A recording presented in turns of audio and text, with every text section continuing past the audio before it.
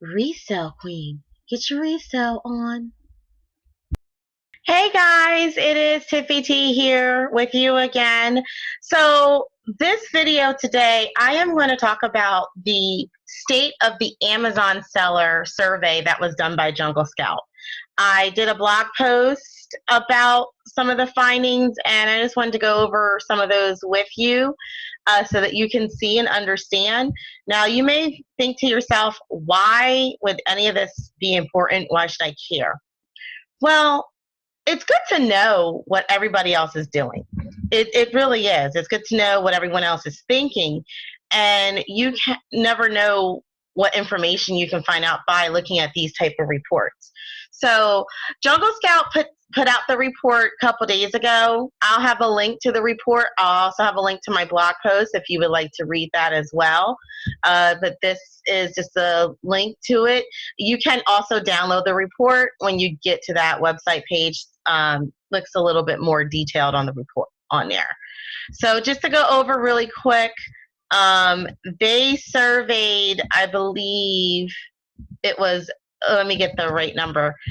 It was over 1,000 people that responded to this survey that they did, and they made sure that they got people that were experienced Amazon sellers, not people just trying it out, people that are really doing this, and that's what they're working on. So just to kind of go through a little bit of the list of what they have here. You can see here that profitability, I like how they put that first. 86% of Amazon sellers are profitable, while just 40% of other small businesses have achieved profitability. More than double the rate of Amazon sellers have done so. Honestly, that's very easy to do. Because we have a lot of tools for us to gauge what spending behavior is going to be. I believe I talked about that this was done by Jungle Scout. Jungle Scout provides a lot of software, some free, some you have to pay for, and I'll have a link to that as well, helping you with making decisions on more of like private labels that you're going to use for Amazon. So I'll do another video on that another day to show you guys how to use that. But that's a very interesting number to see that 86%. I'm actually I'm not surprised. It makes sense. It really does make sense that 86% of Amazon sellers are profitable. All right, so 67% of Amazon sellers are profitable within their first year of selling. I can say that was me. My first year doing this, I was profitable. I was paying household bills and a lot of things. I was doing a lot of things like that. So I believe it. So see here, 61% of sellers say their Amazon profits increased during 2019. That's good. And 92% of Amazon sellers are planning to continue to sell on Amazon in 2020. If you're looking at the way the retail world is working, if you don't think that Amazon is the place to be, I don't know what you're thinking. Although I do preach that you need to have other marketplaces, which I am on other marketplaces, you need to create your own avenues to sell. Amazon is the first place everyone thinks of. So you got to have some type of something on there. You know, even though I may have other websites and other things that I provide, I still put them on Amazon. It's the way it works. So, all right, so let's scroll down here and take a look at the rest of the report.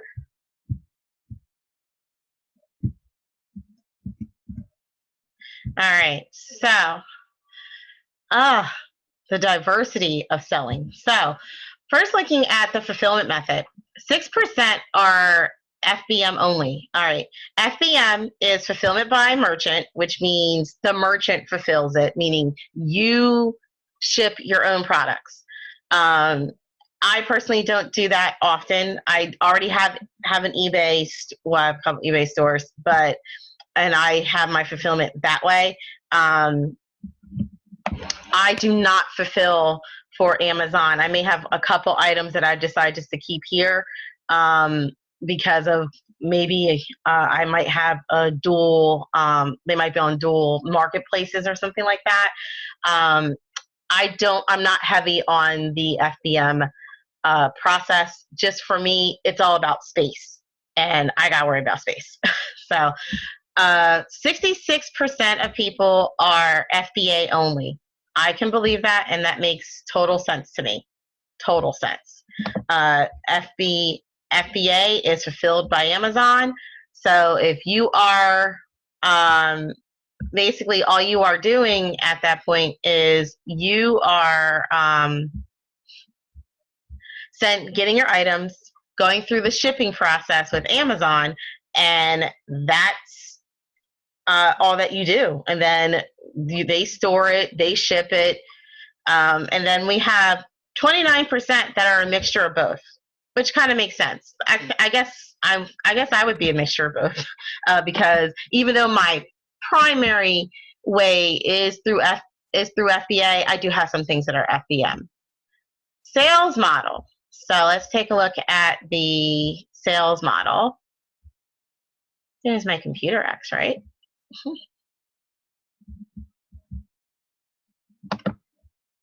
So if we take a look at the sales model that everyone is using, 71% is private label.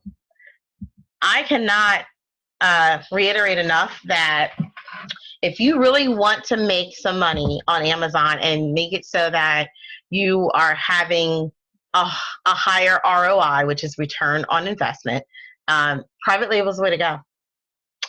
Now, private label does require some upfront money. It's not as cheap as like retail arbitrage or online arbitrage or wholesale. However, it's going to be the one that's most lucrative, which makes sense. It's 71% of people are doing this. And I believe for this question, for people that responded, you've basically clicked on which one. You basically clicked on multiple ones if you did multiple. I think I saw this survey. I think I may have taken it. It's a possibility. 26% is wholesale. 20% is retail arbitrage. So that's physically walking into a store. 15% is online arbitrage. So that's doing online arbitrage online. As we know, there's a lot of different softwares that can help you do that, that you're going to pay like monthly fees for, and they are not cheap. They do require an investment. And then 8% is drop shipping and 6% is handmade. I don't suggest the drop shipping method on Amazon. I just don't. Amazon has a lot of freaky things that they require, but that's just me. If you're as you can see, only 8% are doing it off of who responded to this survey. Next is the diversity in who are the third-party sellers. So interesting enough, my age group is the highest. My age group is 35 to 44. Yes, I am that old. I'm in the 40s. So I could actually say this is my age group, 35 to 44. 27%. Oh, I'm sorry. Actually, I read that wrong. It was 27%. The highest, age group is 25 to 34 at 30%. That kind of makes sense to me because especially when you hit 25, you're hitting your 30s, you're like, you got student loans, you got things going on, you need a little extra money. Yeah, you might start looking at Amazon as an option. Next, which I thought was very interesting, is gender. Male, 69% of men sell on Amazon, and only 26% are female. A 4% preferred not to say, and then like a 0.5% said other. I I would believe that because I know when I was just starting out, it was hard in Amazon groups to see a woman talk about different things. And I think it's just my opinion. I think women, we like the shopping part of it, where we're shopping to get items to sell, where men are mostly like more analytical, where they like all that extra part of going through that whole process of dealing with keywords and setting up the sponsored listing, the sponsored ads and things like that. I'm not saying women don't like it, but I could see why it would be more of a male driven thing. And also, you could also be doing this to help out your family. So I can understand that. Location is very interesting. In the United States, 52%. And if you download this report, let me see if it's on here now. You have to download the report and you can see the breakdown by states, which is very interesting. My state, I think, came in at like 2%. So very interesting. Education level, the highest is at bachelor's degree, which tells me we are people with student loans that are using Amazon to help. That's what that tells me. Master degree, 23%, doctoral degree, 3%, trade, 2%. Even those with, let's go back here, associate's degree, 13%, high school only 14%. Honestly, in my opinion, if you know how to turn on a computer and you can go on the computer and buy items, you can sell on Amazon. That's my opinion. I think some people make it harder than what it needs to be. But also interesting is the employment status. So you have like 18% of people that are employed, but only part-time.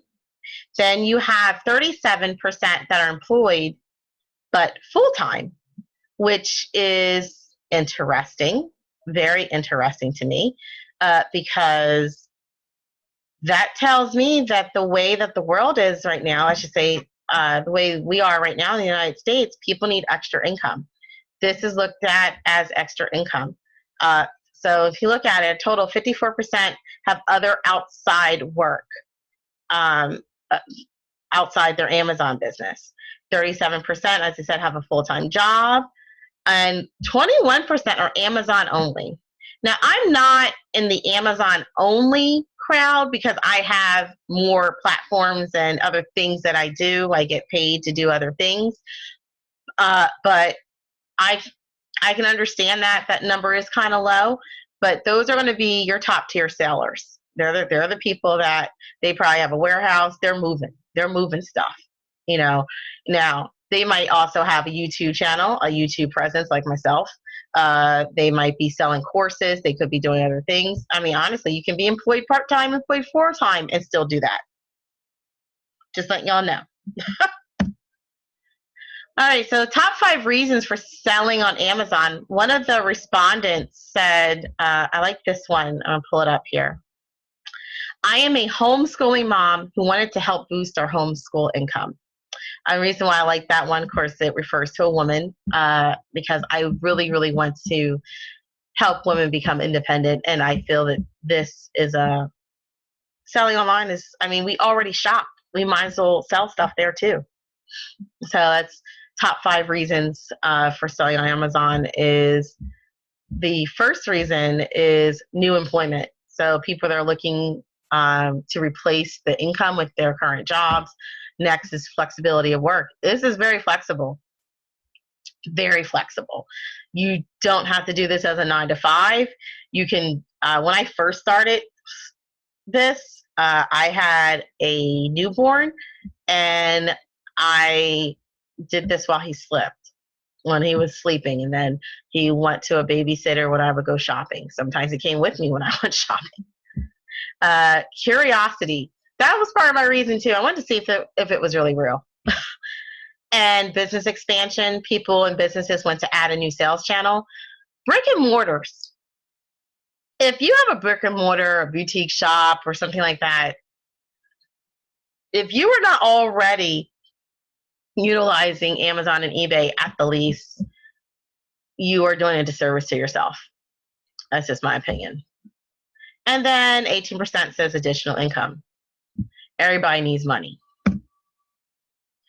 So some of the things that are challenges, and I have to say this particular slide, I completely agree with. 76% of Amazon sellers are concerned about Amazon shutting down their account without reason. I have to say, I am definitely one of those people. We've all heard odd stories of people that have been doing this for years, or maybe they bought one product and one A to Z return refund is what made things go crazy. We've all seen that, and especially in the Facebook groups. I mean, there are businesses out there that help you to get your account back. 53% say Amazon sells its own products that directly compete with the sellers. My belief, and I mean I could be wrong, but I believe that Amazon uses us as guinea pigs, the third-party sellers, because it's mighty funny that we have gone through all the work to create softwares to help us purchase the right things, buy from stores, and next thing we know, we went through all of that, got the product, and here comes Amazon jumping on the listing. And I believe us doing private label is what really helped with Amazon Basics, because it's mighty funny when private labels start being the thing. Here comes Amazon Basics, which is basically Amazon's private label. 46% of sellers are concerned about Amazon protecting their privacy and security. That's a big one too. I mean, I think about it, but I don't think about it. I think my thought process is, someone wants my information, they're just going to find it, but I could see how that could be an issue. So I hope that Amazon, well, I know that they are. I mean, I know I had to get my assistant signed up through Amazon to help on our account, and it was a whole thing to get that done for verification. So I'm happy with their security practice at the moment. 68% of sellers are concerned about Chinese suppliers selling their or similar products at lower costs. That is a concern. That's a big concern, because in China, even though right now they're going through an issue with the coronavirus, I mean, eventually that's going to clear up. And actually, they're back to shipping stuff right now. For some reason, the way the postal system is set up in China, shipping to the United States, they get deep discounts. And so if I just think about the things I get for private label. I'm spending $1. It probably only costs them 50 cents to make, and then they ship it. And the shipping is so cheap that they can offer it at $1 and still make money. So we got to come up with something. I don't know what, but if you're into politics, I have lots to say. But tariffs. Speaking of politics, this concerns me as well. 57% of Amazon sellers are concerned about the impact of tariffs on goods for China. I'm concerned. 47% of sellers have to pay more for their products due to higher tariffs on goods from China, and 34% have in turn raised the prices of their products. So what does that do? That now makes it so that the consumer is paying more. That's what happens. So another thing to think about, talk about. So looking at most of this, you should download the report if you want to do a real deep dive into this report, because it breaks a lot of things down even more. According to the survey, though, 86% of Amazon sellers think Amazon is a good company for consumers. And 58% of Amazon sellers think Amazon is a good company for sellers. So it's a high number for consumers, and we're in the middle for sellers. That kind of goes with the flow. So this was just a quick video to review what's going on with the state of the Amazon sellers. The reason why I thought about even bringing this up is just so that you can kind of see where everybody is. The one thing that you should take away from this is there's a reason why everyone is doing private label. Over 70% are doing it, so they all must be making money. So that's just my real quick video for you guys today. This has been Tiffy T, the Resell Queen. Please don't forget to like and share this video. If you want to know some more information about what you should sell on eBay, you can download my free ebook called What the Hell Do I Sell on eBay? If you like to follow up with me and keep up with what's going on, you can click down below and subscribe to Resell Queen.